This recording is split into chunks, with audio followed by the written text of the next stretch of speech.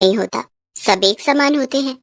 भगवान तो सिर्फ भक्त की भक्ति से प्रसन्न होते हैं और भक्त के लिए ही सारी लीलाएं रचते हैं।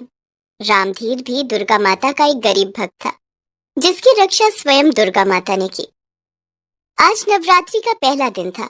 रामधीर बहुत खुश था।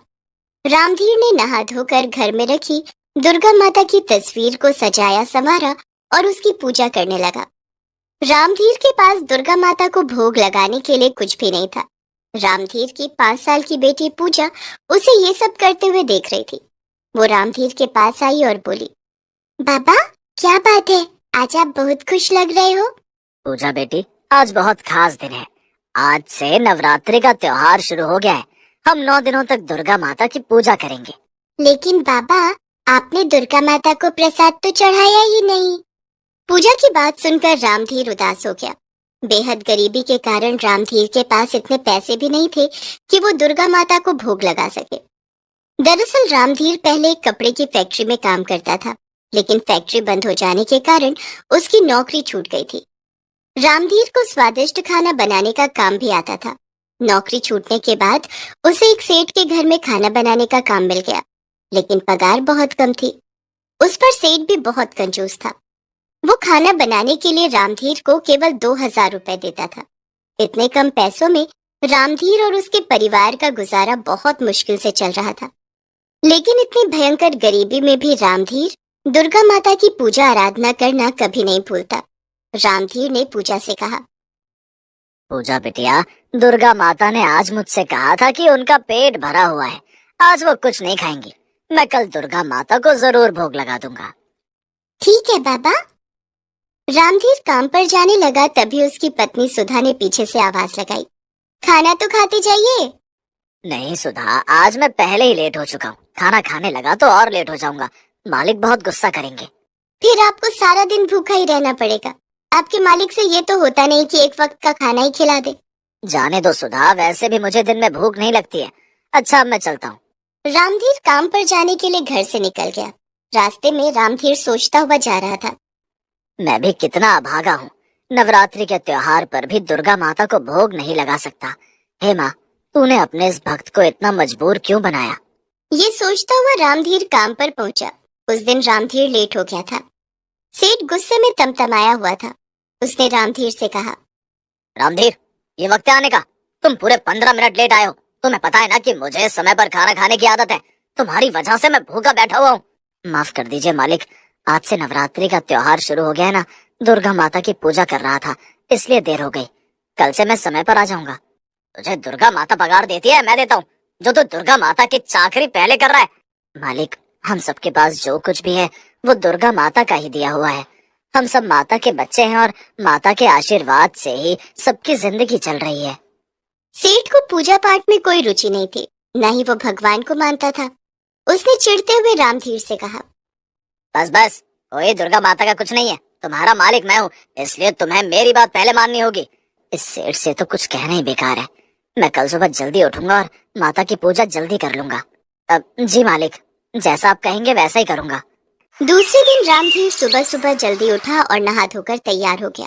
रामधीर दुर्गा माता की पूजा करने लगा, लेकिन उस दिन भी माता को भोग लगाने के लिए उसके पास कुछ भी नहीं था। रामधीर की बेटी पूजा ने उससे फिर कहा, बाबा, आज भी आपने माता को भोग नहीं लगाया। आपने कहा था कि आप आज माता को भोग जरूर लगाएंगे। पूजा बिटिया, हमारे घर में माता को भोग लगाने के लिए कुछ भी नहीं है। मैं माता को क्या चढ़ाऊं? इतना कहकर रामधीर की आंखों से टप टप आंसू बहने लगे। तभी पूजा ने अपने हाथों से उसके आंसू पोंछते हुए कहा, बाबा, हमारे पास माता को भोग लगाने के लिए कुछ है। पूजा भागकर रसोई घर से थोड़ी सी चीनी लेकर आई। बाबा, दुर्गा माता को इस चीनी का भोग लगा दो। चीनी का भोग? हाँ बाबा, अब हमारे पास यही है तो यही सही। मेरा दिल कहता है कि माता इस भोग को जरूर स्वीकार कर लेंगी।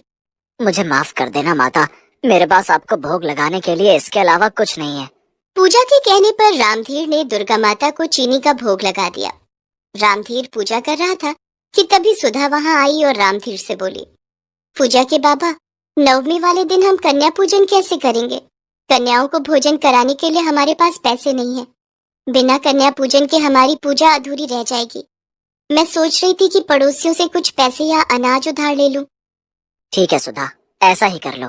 अगर कुछ पैसों या अनाज का जुगाड़ हो जाए तो हम भी कन्या पूजन अच्छे से कर पाएंगे। पूजा करने के बाद रामधीर काम पर चला गया और सुधा पड़ोसियों के घर। कंचन काकी, अरे सुधा, आओ आओ, कहो क्या बात है। काकी, आपको तो पता ही है नवरात्रि के त्योहार चल रहे हैं। हमारे पास कन्या पूजन करने के लिए कुछ भी नहीं है। अगर कुछ पैसे या कुछ अनाज उधार मिल जाते तो हम अगले महीने सब चुका देंगे। अरे सुधा, तुम्हें तो पता ही है कि तुम्हारे काका का धंधा इन दिनों कितना मंदा चल रहा है। कुछ कमाई नहीं हो रही। हमारे पास तो खुद के खाने के लिए भी पैसे नहीं है, तो उधार कहाँ से दे पाएंगे। ठीक है काकी, कोई बात नहीं। अच्छा, मैं चलती हूँ। सुधा ने दूसरे पड़ोसियों से भी उधार मांगे, लेकिन उसे किसी ने कुछ नहीं दिया। शाम को रामधीर जब काम से लौटा तो सुधा ने उसे सारी बात बताई। कोई बात नहीं सुधा, मुझे पूरा विश्वास है कि दुर्गा माता हमारी कोई ना कोई सहायता जरूर करेंगी, तुम देखना। इसी तरह से नवरात्रि के दिन गुजरने लगे। रामधीर रोज माता को चीनी का भोग लगाता। 8वें दिन जब वो सेठ के घर काम पर पहुंचा। अरे रामधीर, कल घर में कुछ मेहमान आ रहे, स्पेशल खाना बनेगा। तुम सुबह काम पर जरा जल्दी आ जाना। ठीक है मालिक, मैं आ जाऊंगा। रामधीर मन ही मन सोचता है कि कल तो नवमी है। अच्छा ये है कि मालिक के घर काम जल्दी निपट जाएगा तो मैं नवमी की पूजा अच्छे से कर पाऊंगा। दूसरे दिन रामधीर काम पर जल्दी पहुंच गया। सेठ के घर में कुछ रिश्तेदार आए थे। रामधीर सबके लिए ढेर सारे पकवान बना रहा था। हलवा, पूरी, आलू की सब्जी, मिठाइयाँ और बहुत कुछ। उन सभी पकवान को देखकर रामधीर को कन्या पूजन की याद आ गई। आज कन्या पूजन करनी है, क्यों ना इनमें से थोड़ा पकवान छिपाकर घर ले जाऊं। इन्हीं पकवान से कन्याओं को भोग लगा दूंगा। रामधीर ने सारे पकवान बना लिए और फिर सेठ के रिश्तेदारों को पकवान परोसने से पहले सभी पकवान में से थोड़ा थोड़ा निकाल कर उसने एक पोटली में बांध लिया और सेठ से बोला, मालिक, मैंने सारा खाना बना दिया है, अब मैं घर जाऊं। आज दुर्गा नवमी है, मुझे अपने घर में कन्या पूजन भी करना है। ठीक है, चला जा। रामधीर खाने की पोटली को लेकर उसे छिपाता हुआ जाने लगा। तभी सेठ की नजर रामधीर की पोटली पर पड़ी। उसने चिल्लाते हुए रामधीर को पुकारा, रामधीर। जी मालिक। इस पोटली में क्या है? कुछ नहीं मालिक, कुछ भी तो नहीं है। खोल कर दिखाओ इसे। अब रामधीर डर के मारे कांपने लगा। सेठ एक मोटा सा डंडा लेकर आया और डंडा मारकर पोटली रामधीर के हाथ से नीचे गिरा दी। पोटली जमीन पर गिरते ही खुल गई और सारा खाना बिखर गया। पोटली में खाना देखकर सेठ का गुस्सा 7वें आसमान पर चढ़ गया। चोर मेरे घर से खाना चुरा कर ले जा रहा है। मालिक, मुझे माफ कर दीजिए, आज कन्या पूजन है, इसलिए मैं इन्हें कन्याओं को भोग लगाने के लिए खाना ले जा रहा था। तू चोरी के खाने से कन्या पूजन करेगा? रुक, तुझे अभी बताता हूँ। सेठ उसी मोटे डंडे से सबके सामने रामधीर की पिटाई करने लगा। बेचारा रामधीर दर्द के मारे चिल्ला रहा था और मदद के लिए दुर्गा माता को पुकारने लगा। हे दुर्गा माता, मुझे बचा लो। तभी अचानक से किसी ने सेठ का हाथ बहुत जोर से पकड़कर मरोड़ दिया। सेठ के हाथ से डंडा छूटकर जमीन पर गिर गया। सेठ बहुत डर गया, लेकिन वहां कोई भी दिखाई नहीं दे रहा था। कौन है? भूत भूत। उसी समय एक चमत्कार और हुआ कि सेठ का हाथ बहुत जोर से कपकपाने लगा। वो अपने हाथ को अपने कंट्रोल में नहीं कर पा रहा था। दरअसल उसके हाथ में लकवा मार गया था। रामधीर की पीठ से चोट के निशान भी गायब हो गए और उसका दर्द भी चला गया। रामधीर वहां से खाली हाथ अपने घर वापस आ गया। घर आते ही, बाबा, आज आपने आने में कितनी देर कर दी? जल्दी चलो, हमें कन्या पूजन करनी है। लेकिन बिटिया, हम कन्या पूजन कैसे करेंगे? हमारे पास तो कुछ भी नहीं है। चिंता की कोई बात नहीं पूजा के बाबा। अभी थोड़ी देर पहले ना जाने कहां से एक औरत आई थी। उसने कहा कि उसके घर में कन्या पूजन के लिए भोजन बना था, लेकिन पूजन के लिए कोई कन्या नहीं आई, इसलिए वो सारा भोजन हमें देकर चली गई।